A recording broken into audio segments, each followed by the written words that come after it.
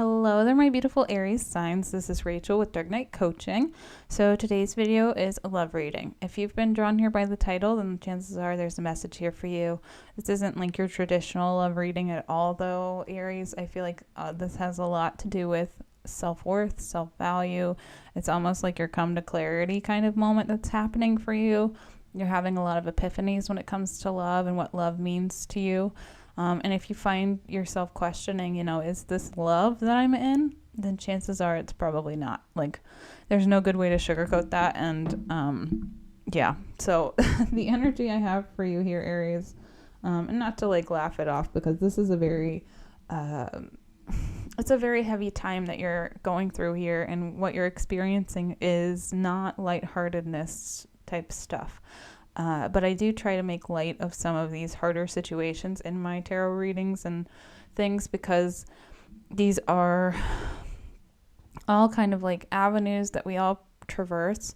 It's kind of just how you respond to the hiccups that life throws in your way. So the best way that you can sometimes come at something is through a sort of lighthearted mindset, or falling into laughter. If you can't, if you're like too sad to cry, sometimes all you got to do is laugh. And whether that's laughing at yourself or laughing, at somebody else, not like at the expense of them, but like the situation or things that seem, almost like unimaginable. Sometimes the best thing you can do is laugh. And maybe you feel a little crazy or seem a little crazy, but that's all right.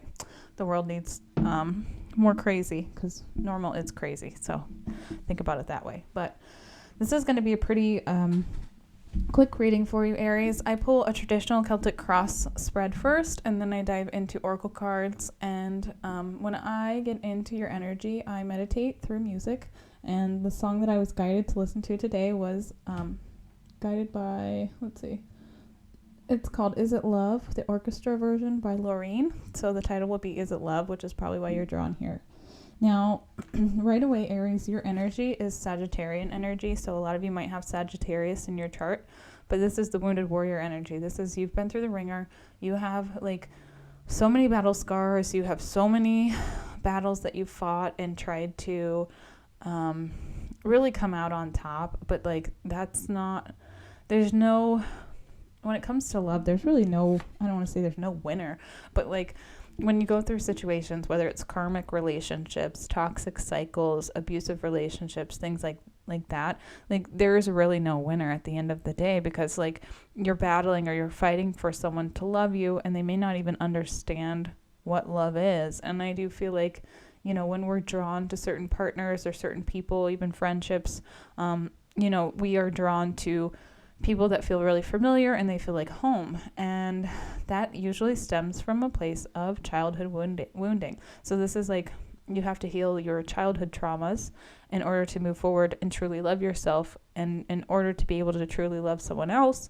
And the only way you can do that is through self-reflection and things like that. But, when you're in this wounded warrior spirit, you also, the challenge right now you have here, Aries, is conflict. So it's like you're conflicted. This could be mental conflict. This could be actual fighting with someone that you're trying to maybe release or let go of, or trying to break up with. This could also be like friends or family that you're having some conflict with, like not seeing eye to eye. But the foundation of everything that's happening is this legacy type of energy. So it's like you want emotional fulfillment and happiness and joy. Who doesn't, right? So you want this solid foundation of emotional intimacy and really connecting with someone. But what happens is if someone is, avoidantly attached to you or insecurely attached to you, they are not able to provide what it is you're looking for, no matter how hard you try, because you cannot change people. Only people can change themselves.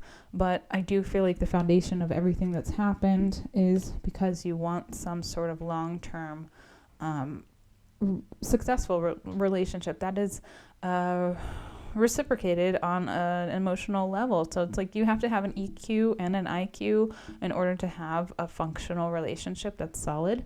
And that's what you're fighting for. And in the past year, I have you standing up for your belief systems and your values and your morals and ethics and those sorts of things. And that's what the Seven of Wands is all about. So that's a great card to have. And then you are making progress because immediately next in your present energy, you have the Eight of Wands. This is about communication or fast-moving energy. And I pulled a clarifier for this just to see like what's this about. And the King of Wands is like taking action, being very proactive when it comes to something that lights your passion or your fire, or maybe even just establishing firm and healthy boundaries for yourself. It's like you're not afraid to stand up for yourself anymore. And maybe you were afraid before, but I feel like due to some heartbreak and some betrayal and deceit, people have made it not easy, but easier to tell them no, to not be such a doormat possibly as maybe you might have been before due to wanting to please people.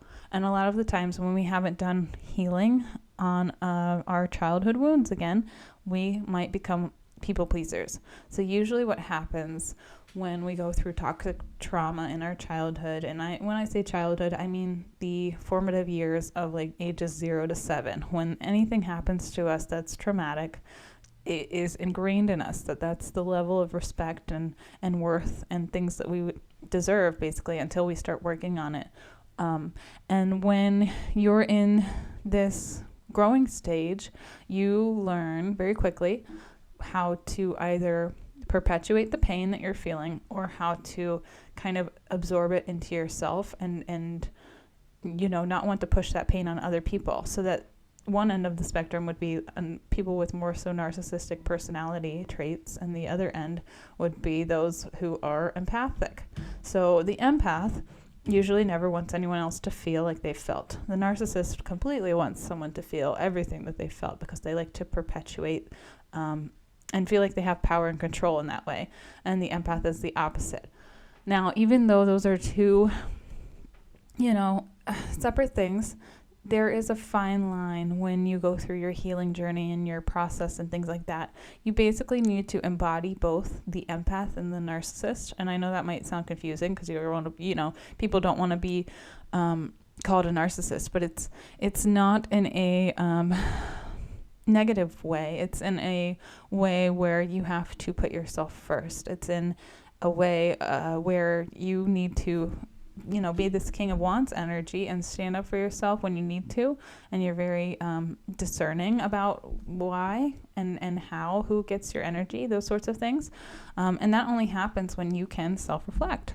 So in your subconscious here, Aries, you have the Hermit. This is a card of self-reflection. This is also a card of isolation. This is the going within. This is the shadow work. This is truly seeing how you got to this place and getting yourself out of the darkness into the light. Now, the Moon card is right under that, which I like to see with the Hermit card here. This is the Moon is usually tied to some sort of illusion, but I also tie the Moon to cycles. This is a cycle. This is a pattern of repeat that maybe you were stuck in, but I do feel like you're closing it out and you're moving out of some sort of old mindset. Now, in your near future, I feel like you're being a little cautioned here, Aries, because you have the Page of Swords. Page of Swords is like an immature behavior usually, or sometimes you can attribute it to like spying energy. I kind of think of this card as like a situationship card when it comes to love, because this is kind of like, how can I explain that?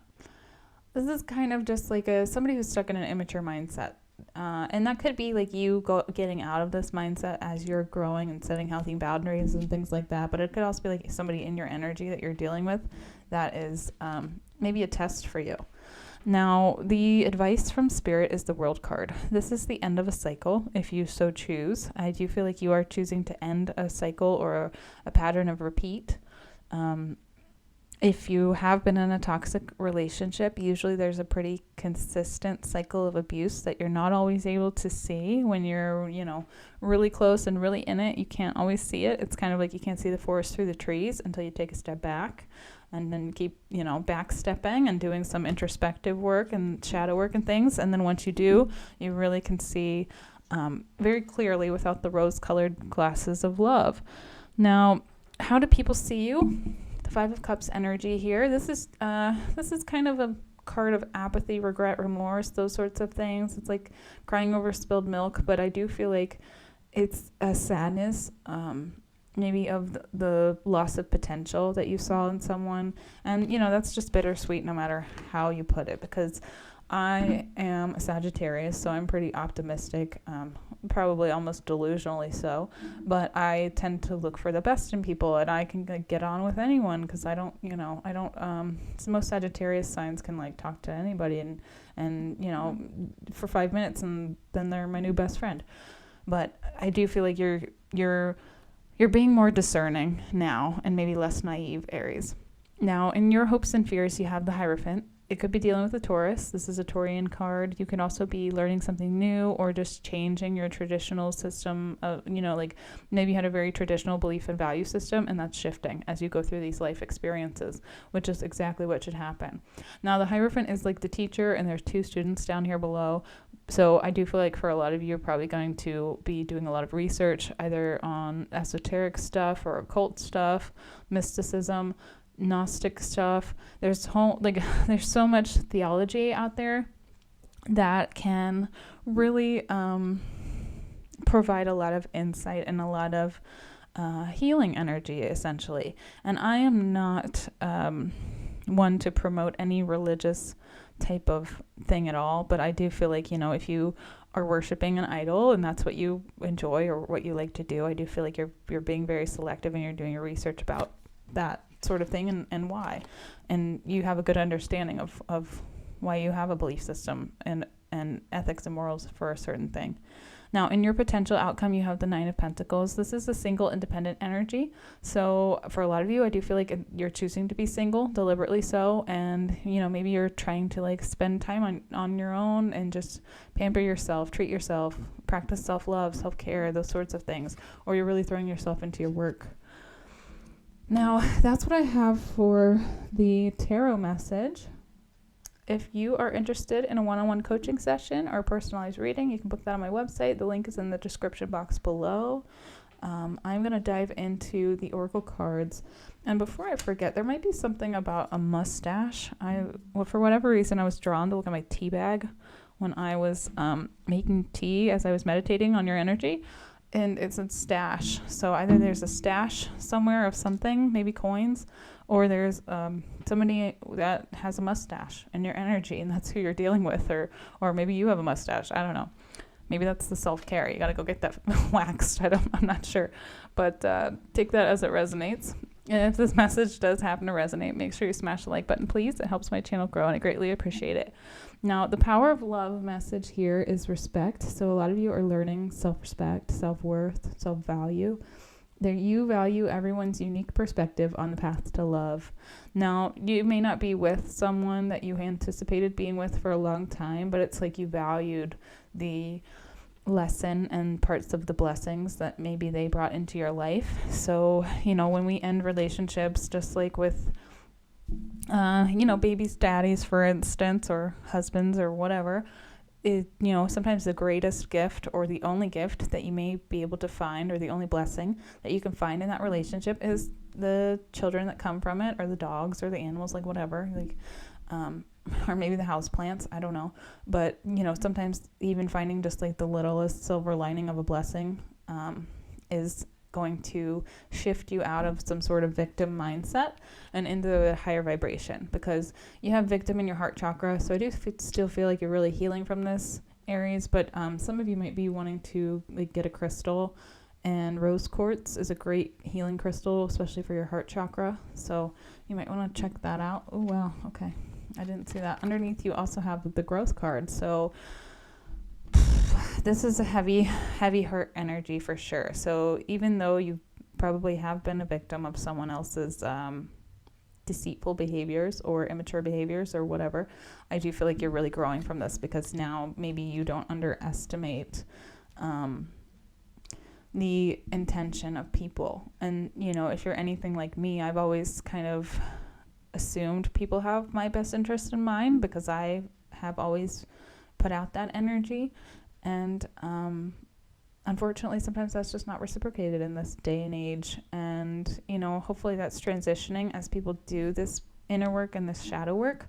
We can all sort of elevate ourselves individually and elevate the collective consciousness. And when we do that, it will shift everyone on a major level. But right now you are definitely doing self-discovery, because my Moon Oracle card says, I am beginning an exciting new path of self-discovery. So there is good stuff coming here. And you have, again, the underworld, the shadow aspects. So the underworld is the subconscious. It can be your connection to the spirit realm, essentially, too. But to me, when I get this card, the underworld, I always think of it as the subconscious energy. And having the Hermit and the Moon in your field here as well, it is total synchronicity for me. Now, this is a fated connection. This is a fated part of your life that you're going through right now. Number 17. And I'm not going to lie, sometimes fate just really sucks, because it's based on the karmic situations of our past lives and what our souls agreed to when we came into these meat suits. Because we are all, at the end of the day, electromagnetic beings that are made of 21 grams of electromagnetism. This is scientific fact. And you know, we stay in these bodies for a lifetime or shorter, and then we go back to where we came from. And sometimes, you know, if depending on the reincarnation cycle, if we participate in that, we come back and we do it over and over again until we really learn certain lessons. So I do feel like at this time, the lesson you're learning is based on respect, and that can be self-respect or it can be respect of others. But I do feel like for most of you, it's about self-respect, self-worth. What are you willing to put up with? Does someone actually add value to your life, or are they just sucking all your energy like an energy vampire? And that's basically what narcissists are. They're energy vampires, because they just take, and they never actually give, even though they might say that they're giving, but they never actually put their money where their mouth is. You know what I mean? So the next card I have for you is about your intuition. This one says act. This is like third eye stuff. It says, what time is it right now? Don't look at your phone, watch your clock, clear your mind and check. Are you right or are you way off? And how is your intuition tracking at this moment? Now, some of you might be seeing synchronistic numbers. I am a firm believer that the more synchronistic numbers you see, the more that's your subconscious telling you you're on the right path, like you're doing the things you should be doing. So very cool, very awesome to see. Number 9 might be significant, as I said that you have 9 and 9. So I do feel like 99 might be a significant number. Usually if you see 999, it means you're being guided to your soul's mission, your soul's purpose, which is usually some sort of creative aspect. Now, the last card I have for you, Aries, is the butterfly card. This is a time of metamorphosis. So you were a caterpillar, you're not a caterpillar anymore. You're moving out of old lifestyle habits, old mindsets, old belief systems, old values. You're letting go of that. This is a complete ego death. This is a dark night of the soul. This is the metamorphosis and the alchemy that happens. And you are the butterfly. So expect change, transformation, joy, elation, and growth in your life. But also remember that this process of metamorphosizing, this process of going within and doing the shadow work, it takes a lot of time. It usually takes, up to 2 years to heal from trauma sometimes. So, even longer, depending on how much you've been through. So that's what I have for Aries. Hopefully this video helped. If it did, again, please smash the like button. It helps my channel grow, and I greatly appreciate it. Thank you for being here. Thank you for watching this. And if you feel guided, you can book a one-on-one coaching session on my website, or you can book a personalized tarot reading. But if not, that's fine, and I'll see you next time.